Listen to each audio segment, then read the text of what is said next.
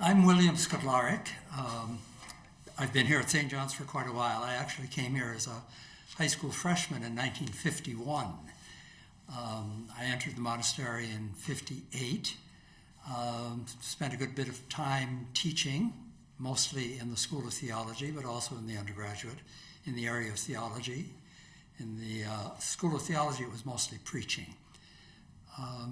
In the more recent years, after having been abroad for a number of years, both in Brazil, Japan, and Rome, I've become much more involved with interreligious dialogue, which has some very close connections to the Benedictine value of hospitality.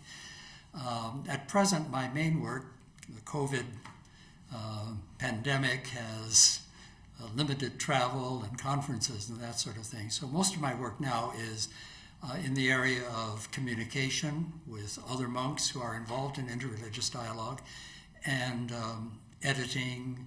I'm in charge of our online journal and quite a bit of translating as well, since it's an international journal, and so that involves a lot of French especially, but also some of the other modern languages. So this issue of hospitality. Today, when we hear the word, I think we tend to think of two things. We tend to think of what's known as the hospitality industry, hotels, that sort of thing, and then also the welcome that we offer to family and to friends, to people we know and like. And we welcome them into our homes. We offer them that kind of warm embrace when they come into our space. In ancient times, well before Benedict, well before the 6th century, hospitality was thought more in terms of how we treat the stranger. In fact, it's interesting to notice that the Greek word for hospitality really means love of the stranger, philoxenia. And I've always found it somewhat fascinating that that Greek word has not entered into the English language, but its opposite has, xenophobia, fear of the stranger. Okay? And so that seems to indicate that the stranger is someone who inspires fear. We don't know who this person is. We don't know if we can trust that person. We're not quite sure how we should respond to that person. But at least in ancient times, it seems to be that the best thing you could do to this stranger was to be kind and to welcome that person, lest they harm you, because that was always the danger. You didn't know who this person was. So there was that sense of welcoming the stranger precisely because the stranger was unknown and was a potential threat to your well-being.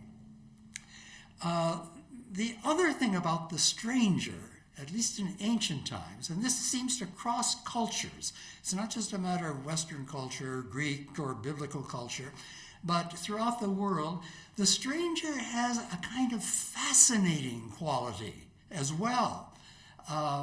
The stranger, for all we know, might be the presence of God coming close to us.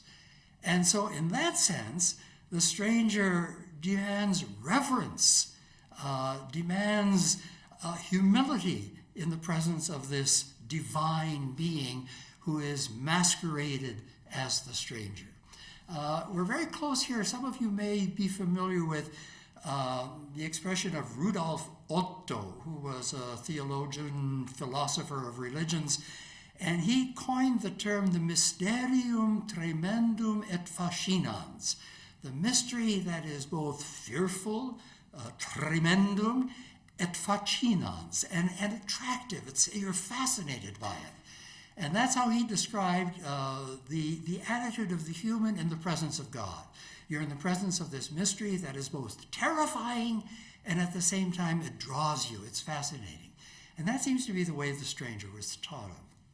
Now that enters into Benedict's understanding of hospitality, because for hospitality, it's not for him rather, hospitality is not a matter of welcoming people you know and are familiar with and enjoy or are related to by some familial ties. It's welcoming whoever shows up at the door of the monastery.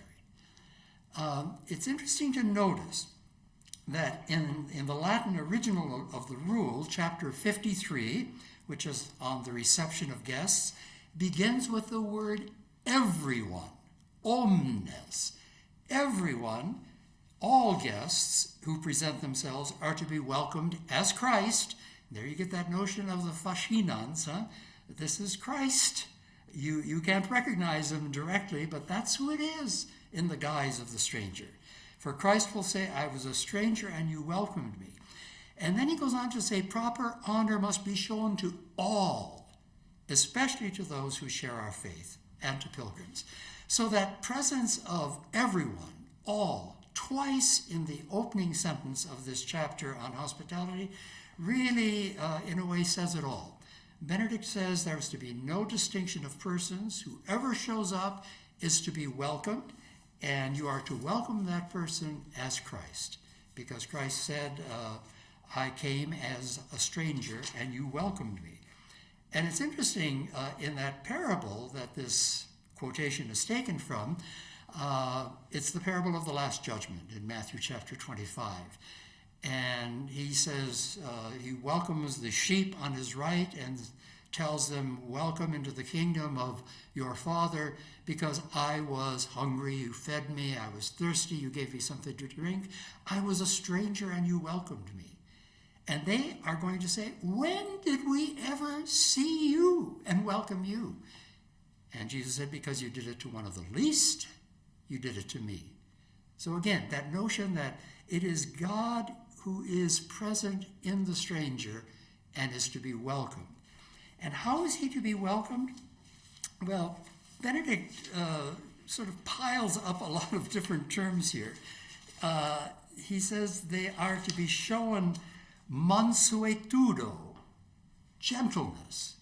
They are to be shown honor. They're to be honored. They're to be shown courtesy, humanitas. And some of the commentators on the rules say humanitas is generally implies you offer that person a meal. They're to be shown caritas, love, and solicitudo and cura. You're to be attentive to them, to take care of them. It's an interesting little detail in this chapter 53 on the rule. Benedict says that in the guest house, you're supposed to have enough bedding stored there. So you're not surprised at the last minute, and then you go running around saying, oh my gosh, we don't have any bedding. Excuse us while we get things ready. Things are to be ready because, as he says in the monastery, guests can arrive at any time. So he tells the porter that he should be ready to receive them whenever they come and give the signal. So that is all part of welcoming the stranger. He says they're to be welcomed as Christ, and they're to be received as Christ. And then he goes on to say, great care and concern are to be shown in receiving poor people and pilgrims, because in them, more particularly, Christ is received. And then, as I already read in that opening chapter, he says, proper honor must be shown to all, especially to those who share our faith and to pilgrims. And it's right there in that kind of key sentence that many people have seen the connection between Benedict's hospitality to guests, to strangers, and as including also other religions, other people who profess other religious faiths or have other religious practices. And now there's been some objection to that, saying there's no way in the world Benedict was telling the monks to welcome heretics into the guest house or to welcome what we would sometimes, or at that time, they called the pagans. And yet, when Benedict says, proper honor must be shown to all, especially those who share our faith, the implication is you're also to show honor to those who do not share our faith.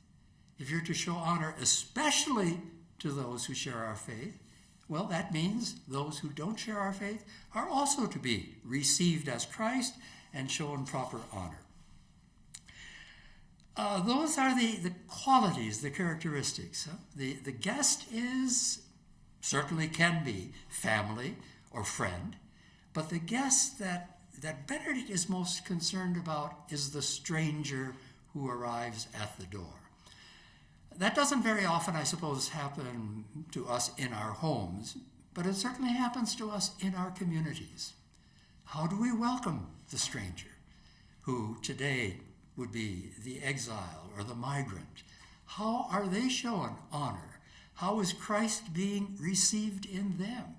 How do we show proper reverence to them? Because it is Christ who is being received in them. There is another chapter in the rule, excuse me, I'm just getting my note here, in which Benedict talks about monks from other communities who also arrive at the monastery. And he says, a visiting monk from far away will perhaps present himself and wish to stay as a guest in the monastery, provided that he is content with the life as he finds it and does not make excessive demands that upset the monastery, but is simply content with what he finds. He should be received for as long as a time as he wishes. He may indeed, and I find this extremely interesting, he may indeed, with all humility and love, make some reasonable criticisms or observations which the abbot should prudently consider. It is possible that the Lord guided him to the monastery for this very purpose. And once again, it's this interesting commentary on how the outsider is frequently the person who can notice things about your manner of life, your customs, your beliefs, that we tend simply to take for granted. And it is the outsider who can both find such customs, beliefs, practices very laudable and very edifying, but he could also, or she, could also find them somewhat upsetting and disturbing. And Benedict says, pay attention to what the outsider has to say about your way of life, because it may be for that very purpose that God sent this person to the monastery. I don't think that's so hard for us to understand, because I think we've all had experience, either personally or vicariously, of the consultant that is brought into a business as a prelude to downsizing. And that means it's the outsider who can see things that maybe are not efficiently done or maybe sloppily done that we've gotten so used to we don't see it any longer. And so it's that outsider who can see things that we ourselves don't see. I'd like to return again to the notion of the stranger. Receiving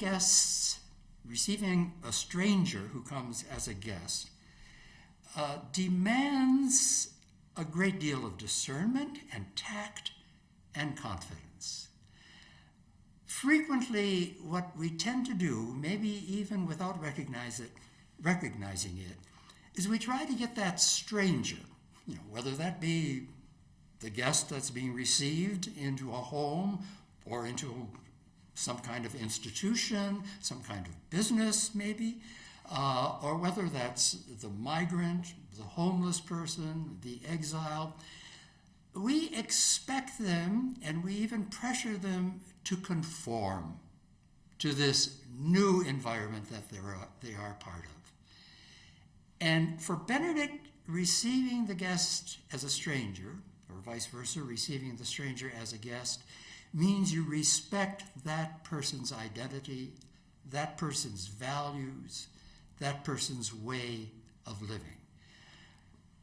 With some degree of tact and discernment, however, and again from this chapter that I just quoted from, chapter 61, Benedict says, if this visiting monk during his stay has been found excessive in his demands or full of faults, he should certainly not be admitted as a member of the community. Instead, he should be politely told to depart. lest his wretched ways contaminate others. So there are limits. There are limits. If the behavior of the guest becomes simply intolerable, this receiving the guest as Christ doesn't mean that you put up with the most offensive and intolerable behavior. Nonetheless, politeness is asked for when the guest is asked to leave. But normally what Benedict has in mind, and I think what we also need to keep in mind, is the first response to someone who is different is to respect that difference, to honor it, to accept it, and even to learn from it. Because it may be precisely for that reason that the Lord has guided him to us.